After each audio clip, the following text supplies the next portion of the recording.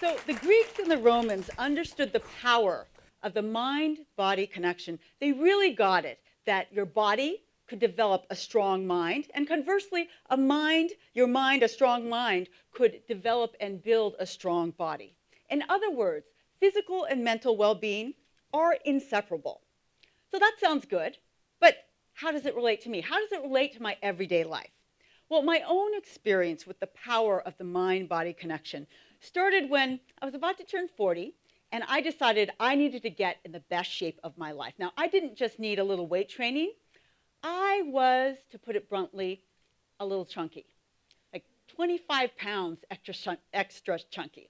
And I really needed to get to the gym, and so I went to the gym, I signed up, and it was unbelievable that this time it actually worked. I was able to start an exercise regime. I got better, I got stronger, and after a little while, those 25 chunky pounds just went away. It was great. And people ask me, Wendy, how did you do it this time? Because, you tried before, it didn't happen. And what really made the difference this time was that I found a workout that I loved, okay? It really kept me coming back to the gym over and over. And the workout is quite unique. It looks like this. You pair physical movements with positive spoken affirmations, and you say, I am strong now, and I am inspired now, and I am on fire now.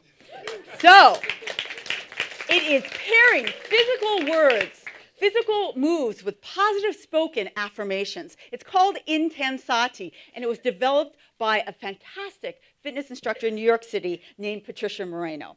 And this is really a unique combination because we have physical movements, we have positive spoken affirmations that really ups the aerobic capacity of this workout.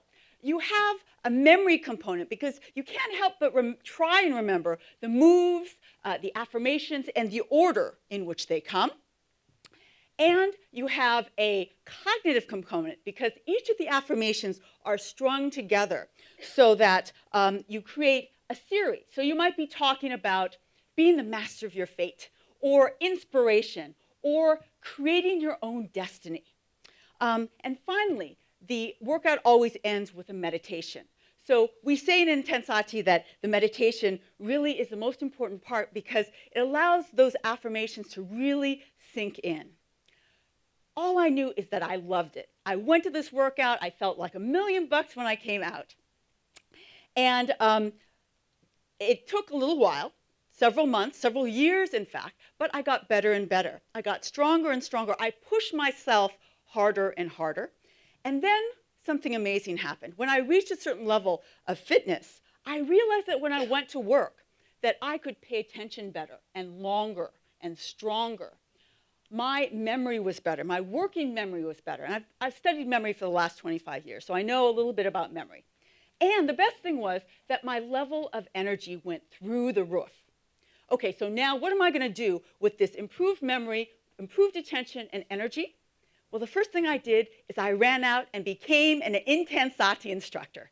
So I went out, I went to the gym, got certified because I wanted to keep this level of high activity. I didn't want to go back to my sluggish self. I wanted to keep it there. And in fact, I've been teaching a free Intensati class right here at NYU for the past 4 years. But the second thing I did is I decided I wanted to understand exactly how physical movement was actually affecting our brain's learning, memory, and cognitive capacities. I have a research lab. I run an active research lab. I could start studying this, and this is what we've done for the past 4 years, really focusing on memory and attention. And we've shown that increased physical activity can improve both your long-term memory and your attention. But what I want to tell you about are stories, several stories from the studies that we've done that have really showed me the power and the promise and the full scope of the mind-body connection. And my first story starts at the Odyssey House, which is a state-run facility for recovering drug addicts. And we did a study looking at the effects of 12 weeks, twice a week Intensati on their cognitive performance. And because this was my first study looking at a patient population group, I wanted to teach those classes so I could really get to know the students, the residents at the Odyssey House. And this was an amazing class. They loved the class. They were so grateful to have people have us come and teach the classes for them. And just to give you a flavor of one of my students, his name was Kenny. So this was for elderly, lifelong drug addicts that were being treated in-house. Kenny was, he must be in his late 60s, a very elegant, thin wisp of a man. But the unique thing about Kenny is that every time he came to class, he came in a beautifully ironed, button-down white shirt and a bow tie.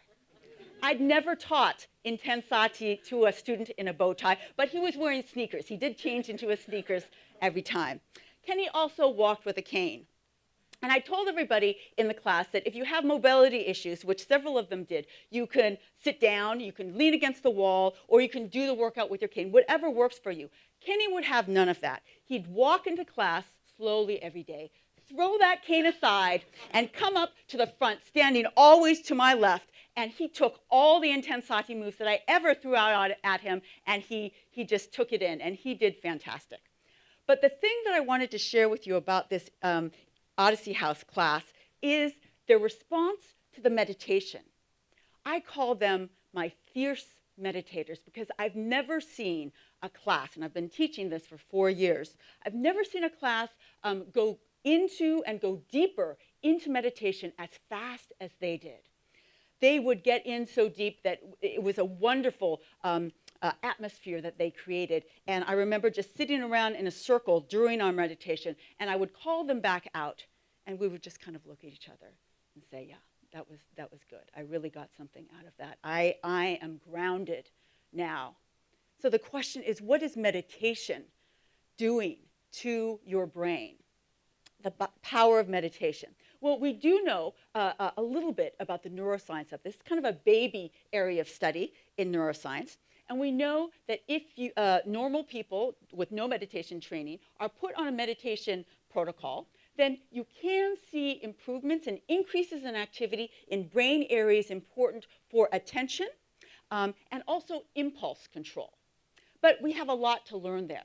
What we do know is if we contrast that with the effects of exercise on brain function, we know it has profound effects, but in different brain areas than meditation. So what we know is that if you bring physical movement, any kind of physical movement and meditation together, as we do in Intensati, you're able to impact an even larger part of the brain. So my last study and my last story is about the most recent study that we completed. And this was with a group of patients with traumatic brain injury. We had people in our study that ranged from their 20s all the way up to their 60s. You know, traumatic brain injury doesn't have any age boundaries. In traumatic brain injury, there are a lot of difficulties with movement, with coordination, with attention. Many of the subjects weren't working at the time that they were in our study. They were just very hard trying to improve their cognitive functions. And that first day of the study, after we'd recruited the subjects for the study, I went to go welcome them and to just encourage them to come to the experiment, which was twice a week in Intensati for 8 weeks. Now, I did not teach this class. I hired a really wonderful Intensati instructor, Amanda Berlin, to teach the class. And I had asked her to prepare a really short Intensati demonstration with a slow speed. So we got everybody up, and they were a little bit trepidatious, a little bit weird to say affirmations out loud, but they all did it. And I thought it was going well until I turned to my right, and I saw this woman, Angelina, and she was walking towards me. And she had this pinched face, and she looked like she was about to cry. And she said to me, you know, I really wanted to be in your study, but that was just torture. Your lights are too bright, and the music was too loud, and it was too fast. I couldn't do it. I can't do the study. And we said, don't worry about it. She wasn't the only one that complained about the bright lights. Again, this was something that we have to be very sensitive to. And we said, don't worry, we're going to fix this all for the actual class. We'll turn the lights down. It'll be slow. Just come. You can sit down. But we really think you can get benefits out of this. So she seemed appeased, and I sent her off under the watchful wing of Amanda to take her 8 weeks of intensati. And I didn't hear back from them until week 8. And I got this wonderful invitation. The class wanted me to come back and watch them for their very last class. And I remember going up there, taking the subway up there, and thinking, well, I'm going to do the class with them, but it's going to be slow, so I'm just going to wear my street clothes.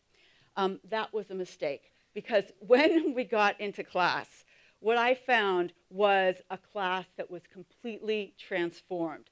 These people that had so many kind of motor issues, they were doing the workout at the level of any New York City intensati class. The speed was high. They knew all the affirmations. They were able to call out the affirmations themselves. And who was standing at the front of the class with a big smile on her face, doing the workout full out, but Angelina. And I surprised myself. I almost started crying. I did start crying in the middle of class, just like I'm about to do right now, because it was so moving. It was the most striking transformation that I've ever seen in all of the research that I've done. And so after the class, we were able to sit around in a group, and I asked them, please tell me what this workout did for you. And Angelina went first, and she said that, just little by little, I could feel myself get stronger, and I had no coordination at the beginning, but then I was able to punch just with the upper body, nothing with the lower body. And then I was able to feel my feet for the first time. She was able to feel her feet for the first time. And then she felt better, and the lights didn't bother her as much, and the music, the volume didn't bother her as much, and then she transformed into what I saw. Another beautiful woman who I remember from the very first session said to me that this class taught her how to smile again. That's the power of the mind-body connection. And it works on everybody, on a slightly chunky, almost 40-year-old professor. It works on traumatic brain injury patients wanting to recover. And it works on older recovering drug addicts. Just imagine what bringing a little bit of physical activity and meditation would do to a whole community. You would have people that were smarter. You would have them more attentive, happier. These will be your friends and neighbors. And in connecting better to yourselves, we'd be able to connect better to everybody else. So I hope I have inspired you to think about bringing physical activity and meditation into your lives. It doesn't have to be intensati, anything that gets you moving. And if that's the case, I'm going to ask you, everybody, please stand up right now.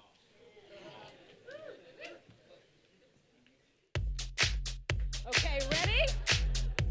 Intensati, just watch me and do what I do. Right, left, right,